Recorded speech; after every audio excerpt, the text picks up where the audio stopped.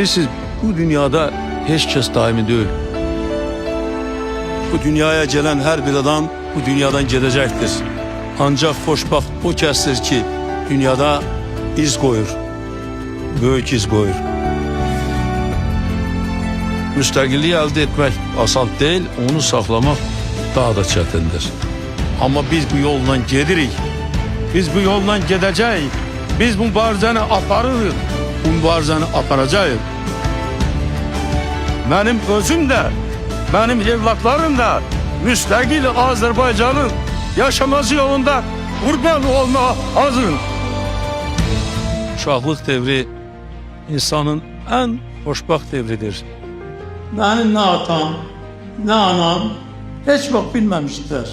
Mən məktəbdə hansı dərs oxuyuram, hansı qiymətlər alıram. Ancaq gecə gündüz çalışmışam ki, yaxşı oxuyum.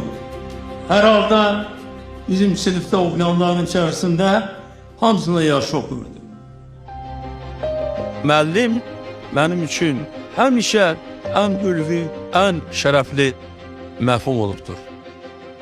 Ben bütün uşaqlığım devri, yani orta məktəbin 10. sinifini qutarana kadar şahmat oynamaq, şaşki oynamaq, dram dərnəyində iştirak etmək, ayrı-ayrı dərnəklərdə iştirak etmək, bunların hamısı pionerlər evində olubdur.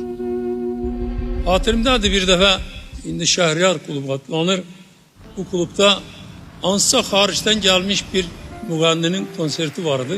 Onda mən artıq Dövlət Təhlükəsizlik Komitəsinin sədri idim. Mən getmişdim konsertə. Rəşid də oradaydı. Bir yerdə dinlədik. Sonra çıxdıq oradan, piyada gedirik. Dedim Rəşid gedək bir çay içək. Dedi çox məmnuniyyətlə. Baxdıq bizim evə, oturduq. Çay içdik, söhbət elədik. Birdən nədənsə mən bundan soruşdum ki, sən nə üçün Rauf Hacıyevin Azərbaycan mahnısını indiyə qədər oxumursan? O dedi, nədənsə heç düşünməmişəm. Dedim, o mahnını sən bilirsən. Dedi, bilirəm əlbəttə. Zərifə xanım oturdu piyaninoda, çaldı onu. Rəşid başladı bir balaca bunu oxumağa. Ondan keçəndən bir 10-15 gün sonra o mənə telefon etdi, dedi ki, bu mahnı artıq hazırdır. Özün kimi bu qarılıdır uca dağları, üstüne bir yaraşıktır yaşıl bağları. Bizimle bir başlamıştı güzel çağları. Yurdum yuvam meskenim sen Azerbaycanım, anam doğma vətənim sen Azerbaycanım.